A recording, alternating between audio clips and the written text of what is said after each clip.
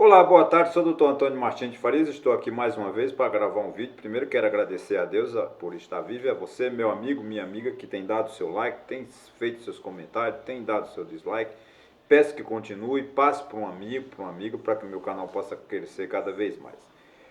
Eu quero agradecer aqui, né, em primeiro lugar, os meus amigos, né, que são 170 já pessoas que se inscreveram no meu canal. Estou muito feliz, a meta é mais de 1000, mas 170 já está me deixando uma base muito boa, né, já estou muito tranquilo e muito obrigado mesmo a você e aquele que ainda não se inscreveu, corra lá pro meu canal e se inscreva. Eu fico triste porque no YouTube eu acho que eu já tenho mais de 1000 amigos, né? Só que se todo mundo do YouTube fosse me ver no canal do YouTube, ou melhor, no Facebook, né? No Facebook tem mais de 1000 inscritos, pedidos de amigo. Eu recebo 2, 3 solicitação de amizade no YouTube por dia. E eu queria que essas pessoas também tivessem o mesmo ímpeto, a mesma coisa que eu fosse fazer isso lá no YouTube. Mas tudo bem, vamos devagarzinho, né? A gente vai chegando aqui. E eu quero dizer o seguinte, que aqui embaixo, né, eu deixo o meu e-mail, o meu telefone e o meu blog, endereço do meu blog. Qual é a vantagem de você ler o meu blog? A vantagem de você ler o meu blog é que de segunda a sexta tem sempre um assunto novo, sobre economia, sobre política, sobre educação, sempre um assunto para nos deixar cada vez mais bem atualizados, né? E é importante demais a gente manter esse contato. Eu estou muito feliz, né? Porque as pessoas têm visualizado muito meus vídeos. Estou muito feliz mesmo. Muito obrigado mesmo, tá? Hoje eu quero gravar, como sempre, meus assuntos. Eu ainda não descobri o assunto que os meus ouvintes, né, vamos dizer assim, gostam. Eu tenho 170 inscritos, mas o número de visualizações é muito pouca. Um vídeo eu fiz uma crítica muito ferrenha ao Jair Bolsonaro e teve mais de 770 visualizações. Mas eu não quero isso, eu quero que a gente tenha uma certa. Minha preocupação, meu projeto é levar a educação, levar conhecimento. Eu não quero criticar ninguém, nem falar de A ou de B, eu quero simplesmente, né, falar de política realmente, porque a educação política ela é muito importante, né, para o nosso país, para desenvolver o nosso país, né? E hoje exatamente não podia ser diferente, que nesta semana, né, muitos acontecimentos novos virão e ainda muitos debates, né, nas mídias sociais, nos grandes jornais, né, que foi a reunião que o presidente Jair Bolsonaro convocou no dia segunda-feira, né, passada, para o Palácio da Alvorada, convocou todos os embaixadores, todos não, alguns embaixadores, né, que ele queria falar, né, expor sobre os problemas das urnas, né? Eu acho que o presidente Bolsonaro tem o direito de convocar quem ele quer para ouvir as ideias dele, não tenha dúvida, eu não estou aqui fazendo crítica ao presidente Bolsonaro por isso. Só que eu acho que ele está usando o Palácio do Planalto, né, o Palácio da Alvorada, para fazer campanha política, né, onde ficou claro nessa reunião, né, que ele continua desrespeitando a Constituição, ele continua desrespeitando o nosso país, né, quando ele expôs, né, para os embaixadores que repassarão para os seus chefes, né, para os seus presidentes, seus reis, né, uma ideia de que o Brasil é um país arcaico, um país atrasado, que não tem condições de fazer uma eleição limpa, democrática, sem fraude, né? Então essa ideia do Bolsonaro, ele insiste nessa coisa de que as eleições de 2018 foram fraudadas. Isso ele até agora não apresentou prova. Ah, porque um hacker invadiu o STF, o TST, o TSE e não sei o que. É tudo coisas que não tem como provar. Ele não provou até agora essas acusações que ele faz ao TSE, às instituições jurídicas do nosso país. Então não teve vergonha, não teve a cara de pau, né, teve a cara de pau de dizer um monte de mentiras, né, para os embaixadores que lá fizeram, no Palácio da Alvorada, né? Eu acho que o presidente Bolsonaro ele perdeu o foco da campanha, ele acha que já está perdido e está numa forma desesperada. E ele falou uma frase aqui que me preocupa muito, quando ele diz assim, eu sou acusado o tempo todo de querer dar o golpe, mas estou questionando antes. Essa palavra antes, esse advérbio aqui, é muito importante, porque temos tempo ainda de resolver este problema, né? Jair Bolsonaro, ele falou isso no dia, isso é uma reportagem, estou usando como fonte o Estado de São Paulo, né? No Estadão eletrônico da terça-feira, de ontem, né?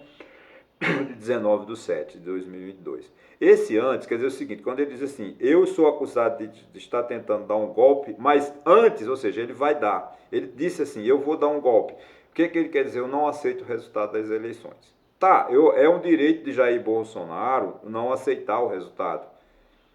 Que a gente, uma expressão em latim, né, muitos professores nos dizem, quando a gente reclama da nota que recebemos na prova, ele diz, você tem o jus expugnandi, né?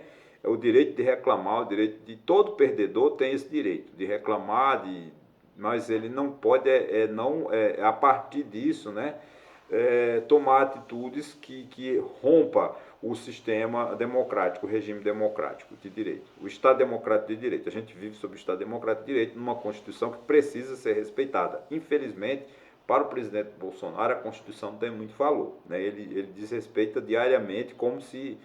Porque o que ele fez vamos dizer assim, nessa palestra que ele deu para os embaixadores, no meu entendimento e no entendimento de alguns juristas, é uma traição à pátria, né? Porque ele revelou para o estrangeiro problemas internos nossos que só diz respeito a gente. Então ele agrediu a dignidade, ele está traindo a pátria, né, quando ele toma uma atitude dessa. Infelizmente vai ficar assim. Isso seria motivo de impeachment.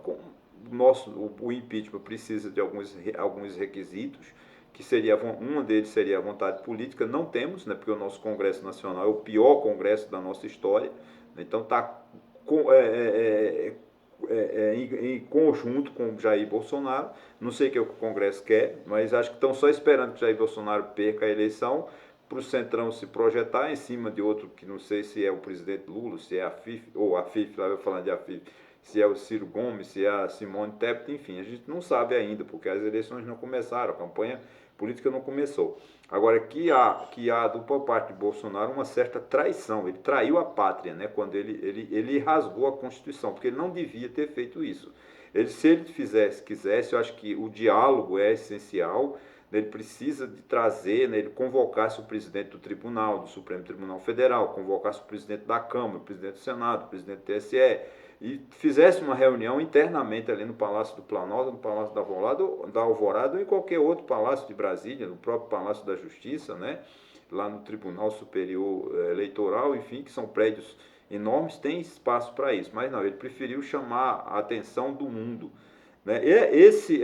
Tem alguns que eu não vou muito nessa tese, que diz o seguinte, o que o Bolsonaro quer quando ele fez essa reunião, ele quer o seguinte, se transformar em vítima. Ele quer se transformar em vítima. Eu sou um perseguido político no Brasil, porque as eleições foram fraudadas, não deixaram eu dar um golpe, e eu quero continuar no governo, porque as eleições não foram legais. Não, ele não pode fazer isso. Se ele não concordar com o resultado das eleições, se ele perder as eleições e não concordar com o resultado, ele tem que sair do dia 31 de dezembro de 2022, às 23 horas e 59 minutos. Qualquer ato que o presidente Jair Bolsonaro execute, faça, assine, promulgue às 0 hora e 1 minuto do dia 1º de janeiro de 2023, esse ato é ilícito, esse ato é inconstitucional. Deve assumir, tem uma lacuna na Constituição, mas deve assumir o presidente da Câmara ou o presidente do Senado ou até o presidente do Supremo Tribunal Federal, se convoca novas eleições dentro das regras da fiscalização. Pode até ser com o voto impresso, que seria o pior, porque no tempo do voto impresso é que tinha corrupção, né? O Bolsonaro ele acha que tem corrupção no voto eletrônico, mas a verdadeira corrupção no Brasil é o voto impresso.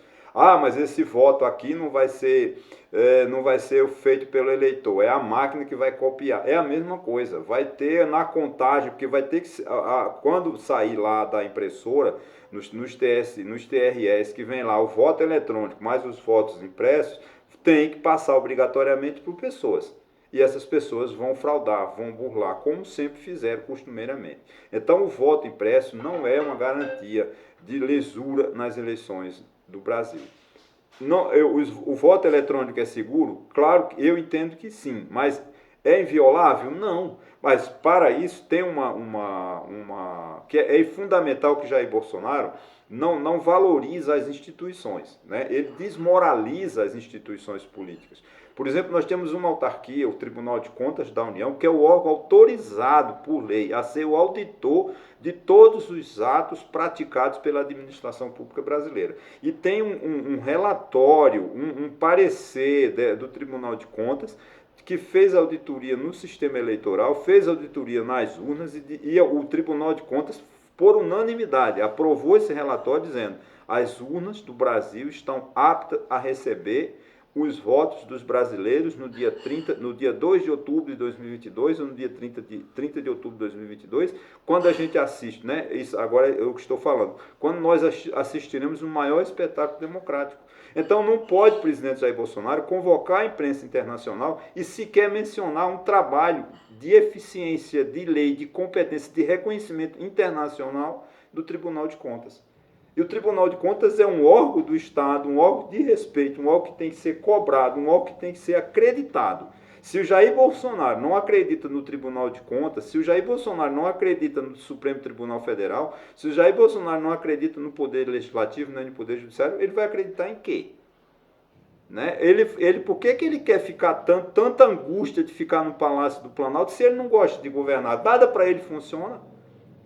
É preciso que a gente tenha essa noção. Eu me preocupo, acho que Jair Bolsonaro tem o direito de falar o que ele quiser, é o direito dele democrático de mentir para a opinião pública internacional, o mundo inteiro, os jornais do mundo inteiro estão noticiando essa mentira de Jair Bolsonaro, estão dizendo que ele é uma cópia mal feita do presidente Trump, quando não perdeu a eleição nos Estados Unidos e tentou invadir o Capitólio, tentou invadir lá o Congresso Nacional Americano, e nesse episódio morreram 5 pessoas. É lamentável, a eleição no Brasil é um espetáculo democrático, e que o Bolsonaro, com a sua arrogância, com a sua petulância, transforma a eleição num ato de violência. Eu não quero isso. Eu quero que Jair Bolsonaro tenha o direito de falar o que quiser, mas o Jair Bolsonaro respeite a Constituição, respeite as regras, respeite o relatório do Tribunal de Contas da União e diga: as urnas são seguras, as urnas merecem, estão aptas a receber os nossos votos e nós vamos apurar a eleição. Vença aquele que o povo escolheu. É isso que Jair Bolsonaro precisa de ter. Isso é a função democrática. Se ele não é democrático, para que ele se candidatou à presidência da República? Não tem espaço político para golpe, não tem espaço para ditadores mais no Brasil. O Brasil hoje é a 10ª ou 9ª ou 10ª economia do mundo. O mundo não aceita mais um Brasil com uma ditadura militar. Teve em 64 golpe de Estado. Cara pálido, era outra história. O mundo hoje não é mais o mundo de 1964. A Guerra Fria acabou, o comunismo acabou no dia 9 de novembro de 1989. Pena que os bolsonaristas ainda acreditam no comunismo. Isso é porque eles estão muito desinformados. O comunismo acabou em 89, com a queda do Muro de Berlim. Não tem mais um regime comunista. Não vamos dizer que Cuba é comunismo. Não, Cuba é uma ditadura. Venezuela é uma ditadura que Bolsonaro apoiou. Lá nos anos do Hugo Chávez, Bolsonaro era chavista. Ele cansou de fazer pronunciamento dizendo que apoiava o Hugo Chávez. Agora, porque o Maduro parece que ele está contra, mas ele sempre, né, apoiou. Então, eu não vou falar do outro candidato. Infelizmente, nosso outro candidato tem essa opção também, esse amor por Cuba, né, por partidos ditatoriais. Mas o Brasil não se permite mais, nós não permitiremos mais que haja ruptura do Estado Democrático de Direito. O que nós queremos é eleições limpas, eleições tranquilas e que o resultado seja divulgado pelo Tribunal Superior Eleitoral e que o derrotado aceite a derrota e fique tranquilo e vá começar a campanha de novo para a próxima eleição. Ok, gente? Muito obrigado. Isso é a verdadeira democracia. Perde uma eleição, começa outra. Ok? Muito obrigado e até a próxima.